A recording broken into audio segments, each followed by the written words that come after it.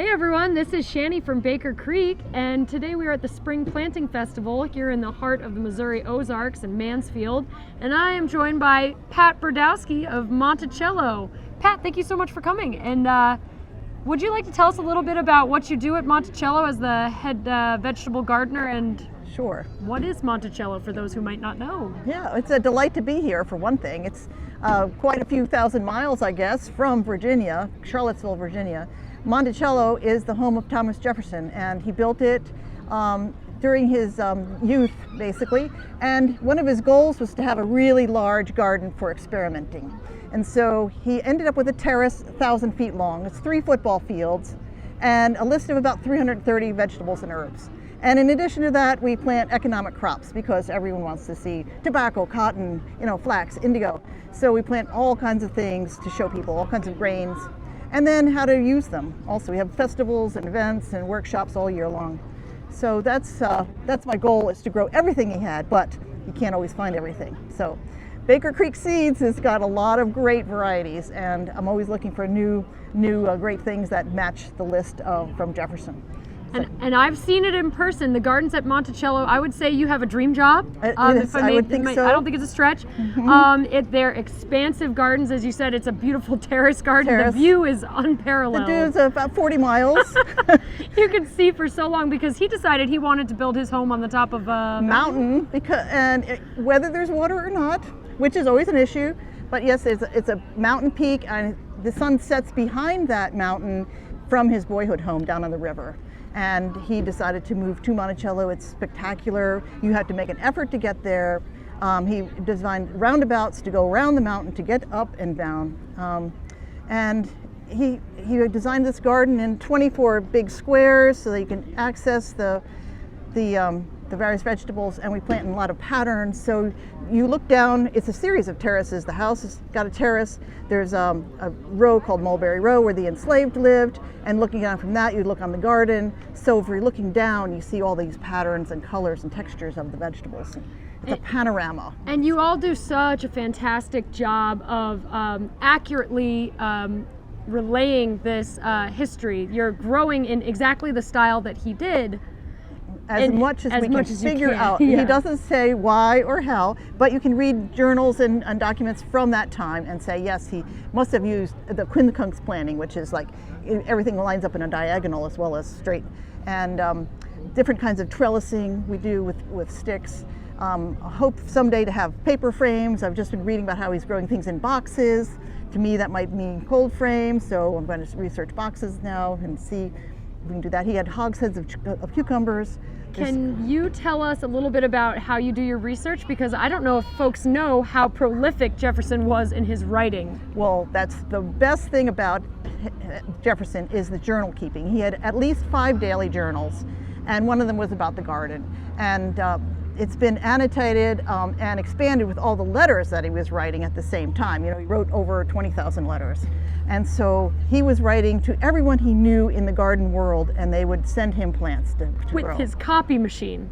He had a polygraph. He had 4 different polygraphs. He always had the latest polygraph. I was astounded. So he has duplicates of all his letters, correct? Yes. And he could duplicate paragraphs to many people of the same, without having to rewrite it. He could just copy it over onto letters. Brilliant. I'm taking snail mail inspiration from him because I do love to write a handmade letter, but whoa, it can get a little exhausting.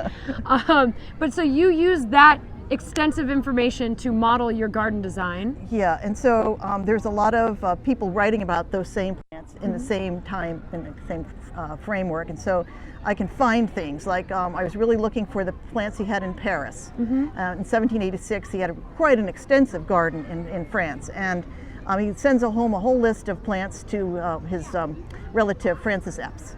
And there was a pea in there, the dwarf gray pea of Holland for frames. It's like, that describes it pretty well, but we don't have anything today in a catalog like that. But when I read enough books about that pea and how its name had changed through time, it turned out to be the DeGrace sugar pea that you guys have. Yes, the DeGrace. So, yes. And it grows so beautifully. So that's the test for me. I grow something, I find something, grow it, and see how well it grows, and then I'm going to see how many times did he plant that pea.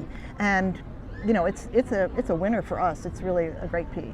And Jefferson had his hand in disseminating a lot of new crops in the area, correct? He did. He had he was part of the Albemarle Agricultural Society, and John Hartwell Koch was I think the president of that group.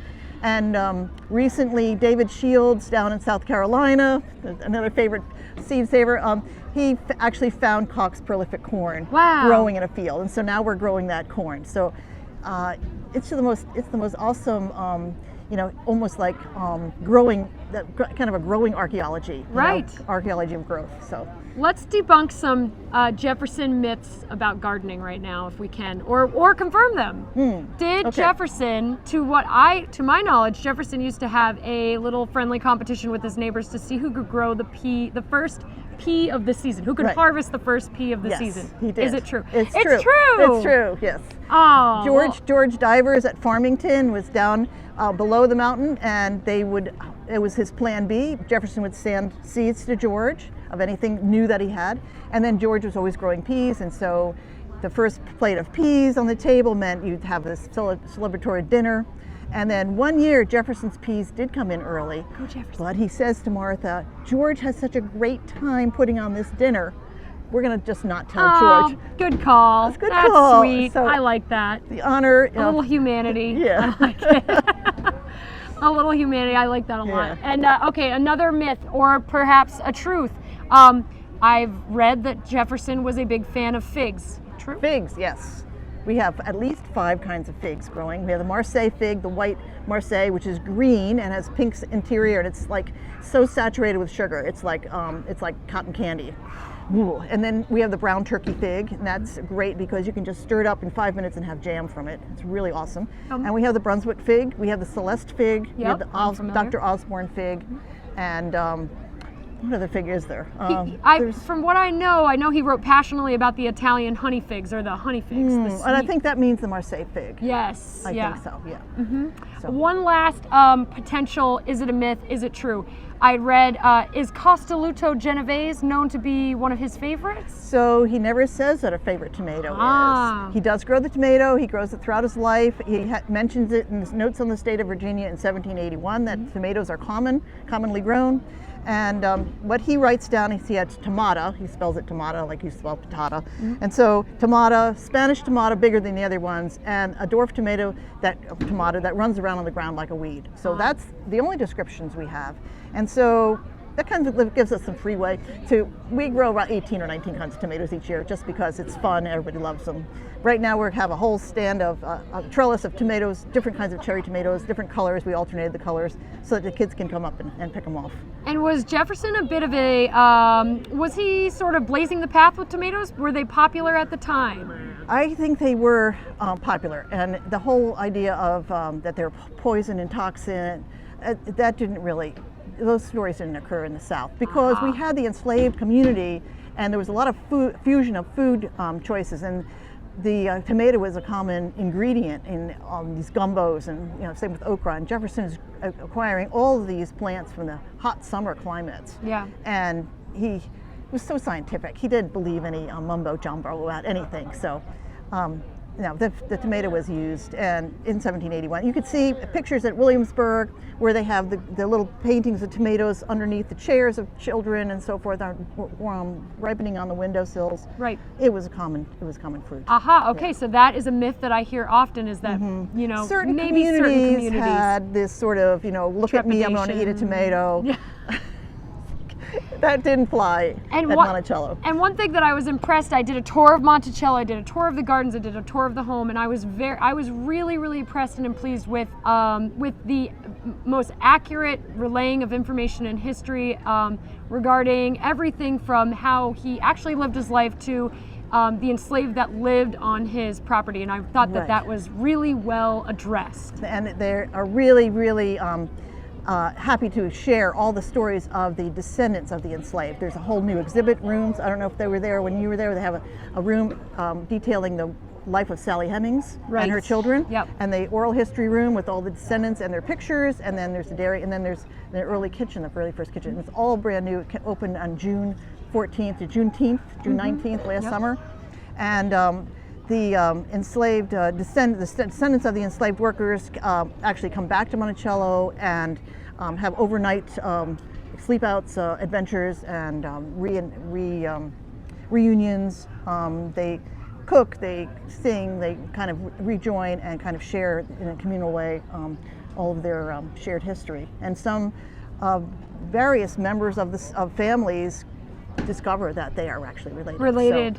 So, it's really awesome, and it's not there's no like shame involved. It's like this is the truth, and we're going to portray as much of it as we can. Yes, I was really impressed of the way that it's addressed, and it's very it's accurate, and it's not and factual. And it's very factual, which is important because this is a history that needs to be documented and understood. Mm-hmm. And Jefferson would not have accomplished what he did without enslaved help. Yes, that's an important, and I was really pleased and happy to see that was a big theme in the garden tour, is that that is acknowledged. Right. So you guys do a fantastic job. You're growing so much. It's beautifully designed, and the history is just so nicely relayed in a really accurate and factual fashion, which I just love. So thank you for coming, and I'm delighted to be here, and I'm going to give a little talk tomorrow about certain tools and things that Jefferson did, good ideas from Jefferson. Yes, all the knowledge that you're imparting from the gardening president, right? That was his nickname. He was quite a botanist, and he was also known, I was telling you, as the first biophilic architect. Yes. Which meant he designed his home to bring nature indoors. His windows go from floor to ceiling, and that's a French thing, but all the French doors open, and you always have a view of the outdoors from any room in the house. And I did see some houseplants in the house. In the house, right? Yeah, some citrus. Well, they used to have real houseplants, but the current curatorial ideas is that you don't have pollen or insects in the house. So we have some really accurate reproduction plants. In his greenhouse, we have an acacia and some citrus trees here and there. Yep. But, and he would have had, I think, a lot of trees and sprouts and things coming up, and he was very active. He had pots of rice, he had mockingbirds flying in the house. You know about Dick the Mockingbird? So that would sing Scottish tunes to him. He was really in tune with nature and being outdoors all the time. Yes, yeah. It was apparent from that.